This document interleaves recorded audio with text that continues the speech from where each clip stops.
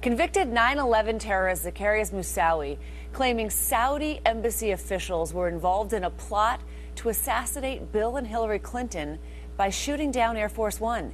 Moussaoui makes the claims in letters filed with a federal court from his prison cell. He also claims Saudi royals personally gave him money to fund the World Trade Center attacks. Saudi officials have long denied any connection, a claim supported by the U.S. government's 9/11 Commission. Moussaoui was diagnosed with schizophrenia during his trial. The Senate expected to vote tonight on the Keystone XL oil pipeline. Louisiana's Democratic Senator Mary Landrieu telling reporters she's comfortable she has the 60 votes needed to authorize construction of the project, even though only 59 senators are publicly supporting it. If the bill does pass, it will set up a showdown with the president.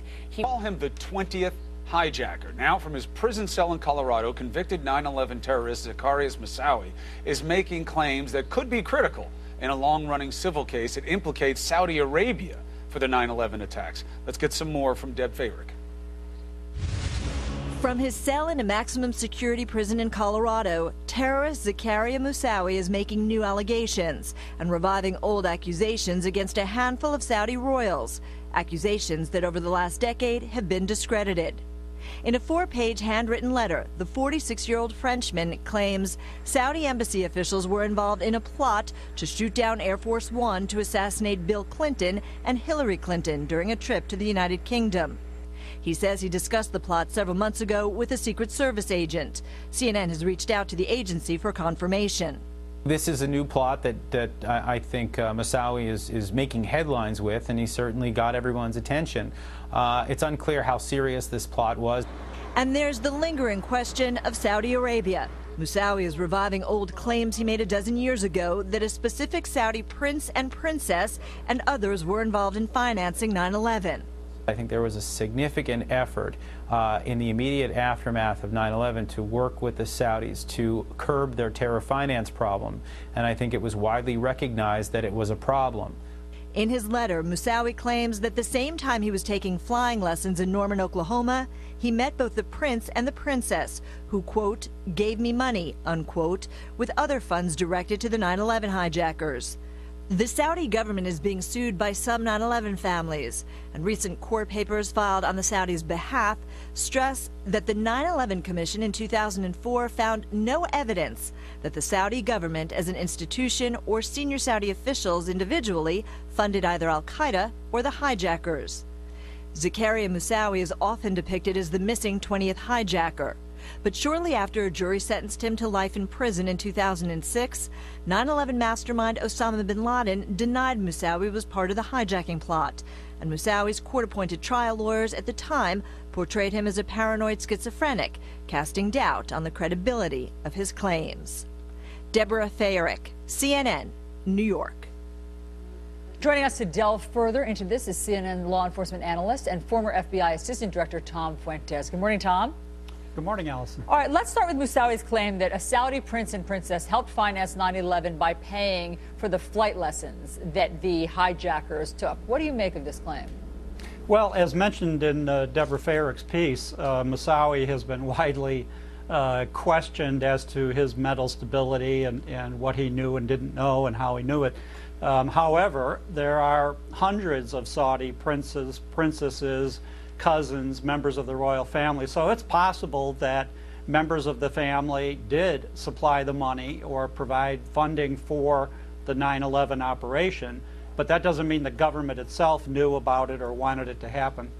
There's also a new claim that he makes, which is that Air Force One, there was a Saudi plot to shoot down Air Force One and to assassinate Bill and Hillary Clinton. Is there any evidence of that? I don't know of any evidence of that, so I'm not sure that that ever is true or not.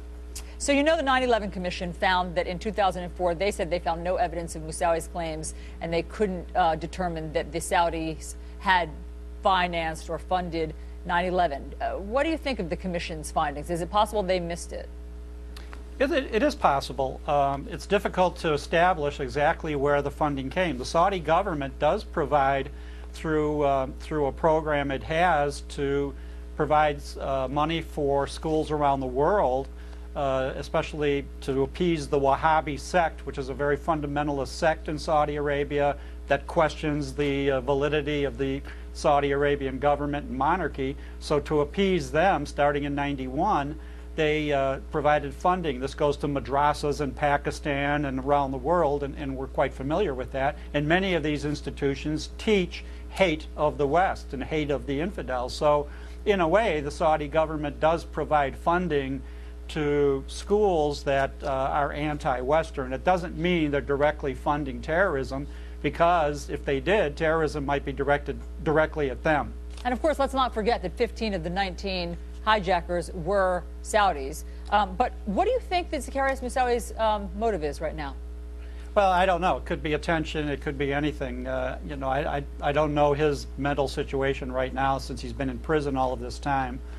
So, good question. I mean, you know, his court-appointed lawyers said that they believed that he was a paranoid schizophrenic. So right. It's hard to know whether we should dismiss this out of hand because he's mentally unstable, or if he has some real nuggets here that should be explored. Well, it could be both. Part of the difficulty is, and part of the court wrangling that's gone on since 9/11, is that the Saudi government is trying to use the Foreign Sovereign Immunities Act, which prevents foreign governments from being dragged into U.S. court proceedings. And the U.S. government has tried to back the Saudi government in that effort, because the U.S. and Western governments need the cooperation of Saudi Arabia, and particularly their intelligence service, the Mabahith, which is the partner of the FBI in Saudi Arabia, to cooperate. And we've seen many cases where the Mabahith have disrupted terror plots, such as the printer cartridge plot, where Al-Qaeda in the Arabian Peninsula tried to ship a printer containing PETN to a Jewish community center in Chicago. The Saudi intelligence service directly interrupted that plot, and that printer was discovered in London as a result of their cooperation. Yeah, that one was a good sign of cooperation. Well, Tom Fuentes, thanks so much for your expertise. Always great to talk to you. You're welcome, Allison. All right, we are following a lot of news this morning, so let's get right to it.